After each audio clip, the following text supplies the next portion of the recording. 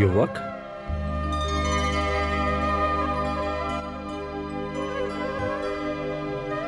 गुरुदेव, आप? सुहृदय। प्रणाम प्रभु। आयुष्मान भव। पुत्र, ये तुम्हारे दादा श्री अर्जुन हैं। हाँ, गुप्त क्षेत्र में हम अल्प समय के लिए मिले थे। प्रणाम दादाश्री। विजयी भव पौत्र। गुरुदेव, मुझे युद्ध की सूचना मिली और मैं चला आया। हाँ वत्स, युद्ध की घोषणा हो चुकी है। अब हमें अपने पक्ष की शक्ति का विस्तार करना होगा। गुरुदेव, अब आपको चिंता करने की क्या आवश्यकता है? आपका शिष्य सिद्ध क्षेत्र से सिद्धियां प्राप्त करके लौटा है।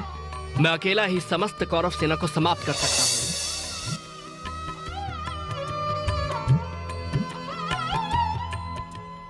गुरुदेव, यह है मेरी साधना का प्रसाद जो मुझे देवी सिद्धंबिका और भगवान शिव ने दिए हैं।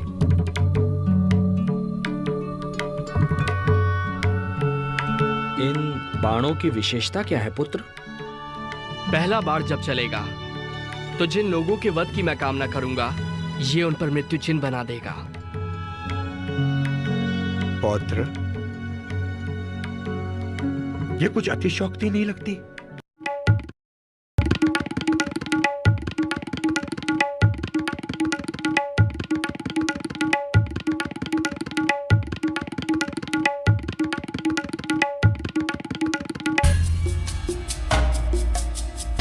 इस वृक्ष के सारे पत्ते मेरे लक्ष्य पर हैं गुरुदेव।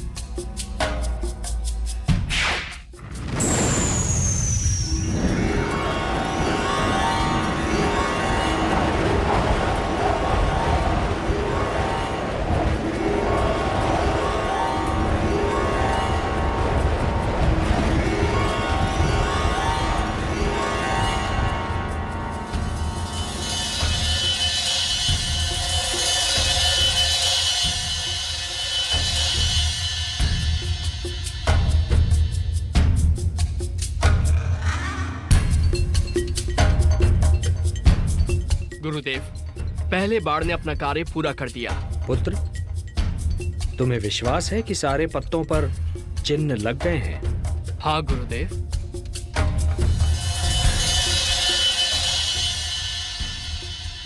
गुरुदेव, अब मेरे दूसरे बाण को छोड़ने से जितने पत्तों पर चिन्ह हैं, वो भूमि पर गिर जाएंगे।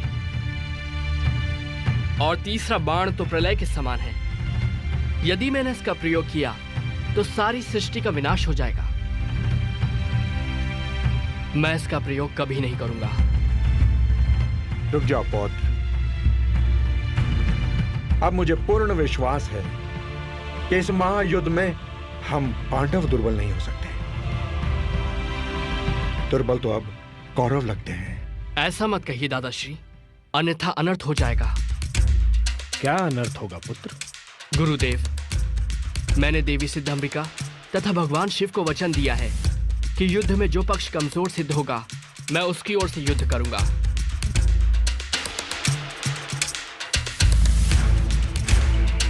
तो इसका अर्थ यह हुआ पौत्र कि बीच युद्ध में भी आप हमारे शत्रु का पक्ष ले सकते हो? हाँ दादाश्री, यदि युद्ध में कौरव पक्ष कमजोर सिद्ध हुआ तो देवी को दिए वचन के अनुसार मुझे उनकी ओर से ही युद्ध करना पड़ेगा। चलो पौत्र, विश्राम कर लो। क्षमा करें गुरुदेव, मैंने निर्णय लिया है कि युद्ध क्षेत्र से बाहर रहकर ही युद्ध देखूंगा।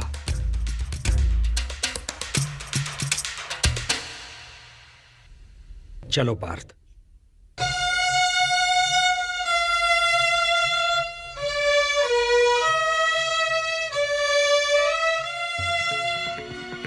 हे केशव, हे जनार्दन, इस युद्ध में तो हमारी विजय निश्चित है। निस्संदेह, किंतु जो मैं अभी सुनकर आ रहा हूं उसका अर्थ यह है कि पहले हमें पराजय की सीमा तक पहुंचना होगा।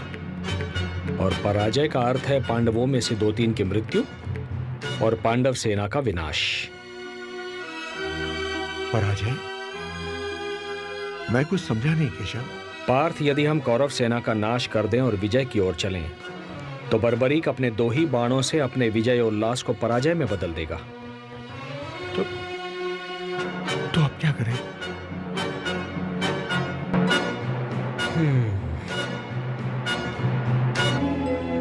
बर्बरीक को युद्ध से हटाना होगा, अन्यथा ये युद्ध की दिशा बदल देगा। ये धर्म युद्ध है। धर्म को बचाने हेतु अब यही एक विकल्प शेष है।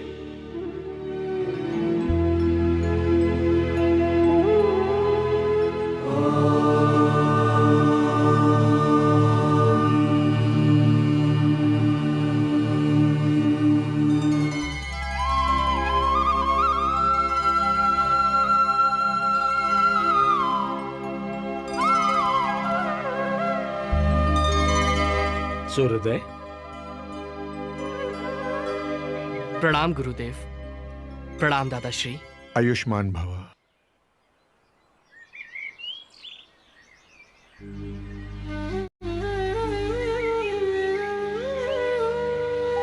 प्रभु, आप शांत क्यों हैं? क्या चिंता है आपको? पुत्र कल से युद्ध शुरू हो जाएगा। देखें, निर्णय की ओर जाता है। मेरे होते आपको चिंता करने की कोई आवश्यकता नहीं है।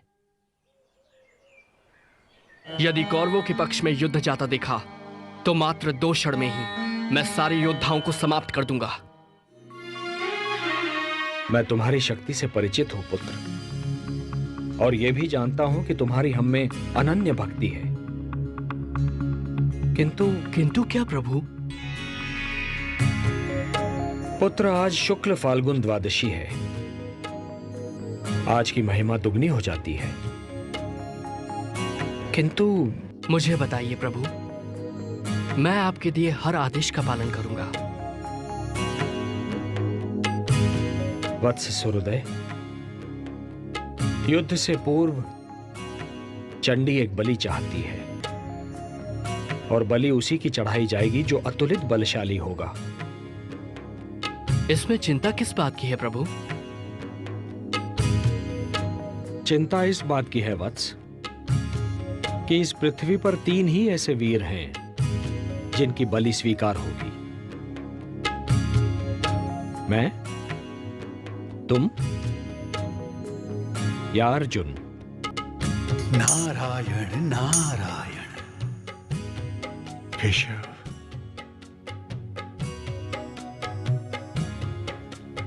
बस इतनी सी बात है केशव? क्या यही आपकी चिंता है? तो है जनार्दन, इस बलि के लिए मैं अपने आप को प्रस्तुत करता हूं केशव, अपने आप को। तुम ये नहीं कर सकते पार्थ, ये धर्म युद्ध है।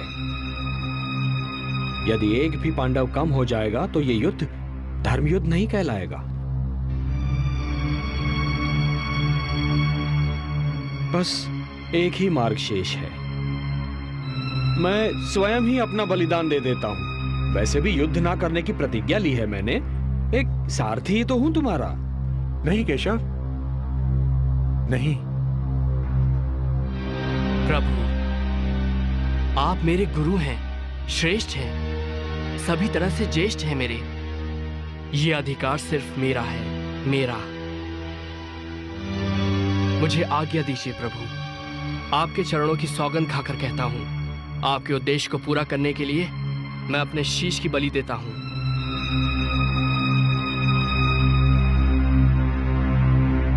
प्रभु, ये कार्य करने से मेरे वंश की कीर्ति बढ़ेगी। ये सौभाग्य मैं अपने हाथों से नहीं जाने दूंगा प्रभु।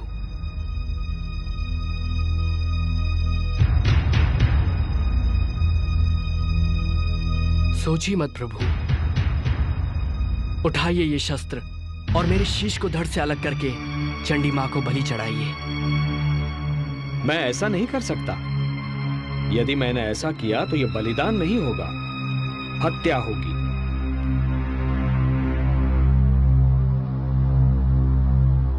जब मैं स्वेच्छा से ये शीश आपको सौंप रहा हूं तो ये हत्या नहीं कहलाएगी। धर्म यह कहता है वत्स कि बलिदानी स्वयं दान दे। यदि मैं ऐसा करता हूं तो वो हत्या ही कहलाएगी।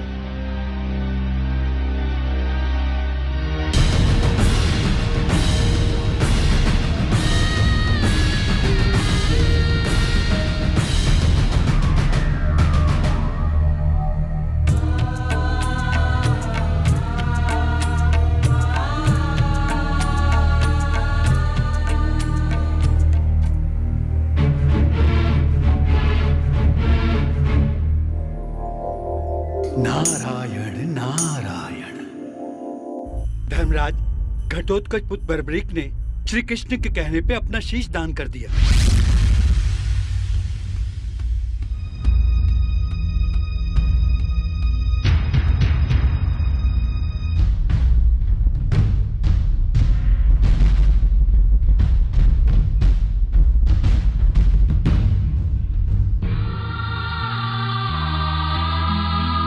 पुत्र बर्बरीक, पौत्र, ये तूने क्या किया? वासुदेव, ये आपने उचित नहीं किया। अब मैं हिडिंबा और मौरवी को क्या उत्तर दूंगा?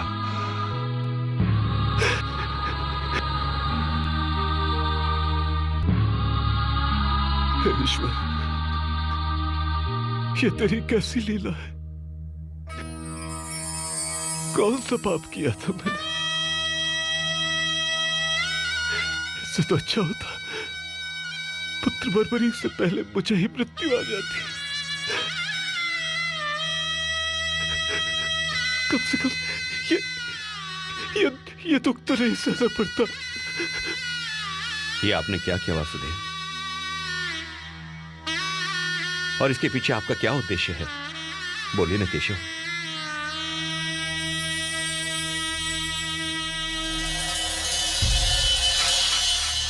वत्स, भगवान श्री कृष्ण ने महाबली बर्बरीक से ये शीशदान किस कारण मांगा, मैं बताती हूं।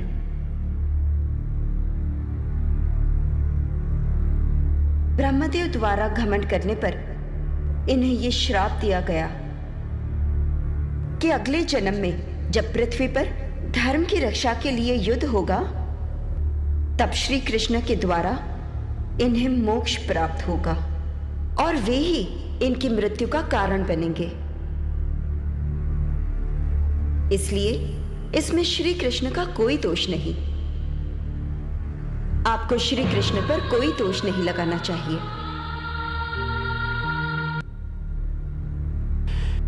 हे केशव, मुझे क्षमा करें, क्षमा करें।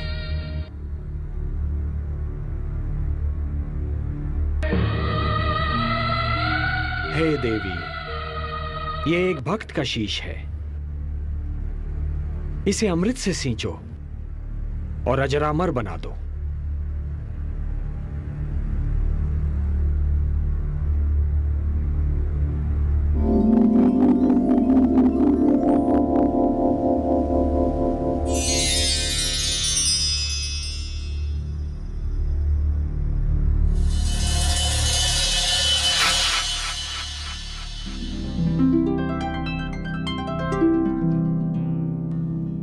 प्रणाम प्रभु।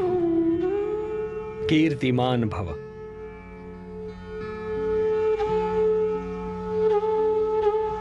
पुत्र बर्बरीक, तुम्हारे त्याग, साधना और तुम्हारे इस महान शीशदान ने तुम्हें नर से नरश्रेष्ठ बना दिया है। तुम जैसा महात्मा केवल सृष्टि के कल्याण के लिए आता है। आज मैं तुम्हें अपना वो नाम देता हूं जो माता यशोदा ने स्वयं मुझे दिया था, श्याम। नारायण नारायण। और तुम्हें मैं अपनी सारी शक्ति भी प्रदान करता हूं। कलयुग में तुम्हें लोग श्याम के नाम से पुकारेंगे। जय श्री श्याम, जय श्री श्याम, जय श्री श्याम, जय श्री श्याम। वत्स, अपनी इच्छा मुझे बताओ। हे नारायण, हे श्याम, मेरी दो इच्छाएं हैं। प्रथम इच्छा, मेरी देह को आपके हाथ से अग्नि मिले, और मेरी दूसरी इच्छा, मैं महाभारत का युद्ध देखने आया था, मैं वो देखना चाहता हूं। तुम्हारी दोनों इच्छाएं पूर्ण होंगी वत्स। तुम्हारे इस शीश का कभी अंत नहीं होगा।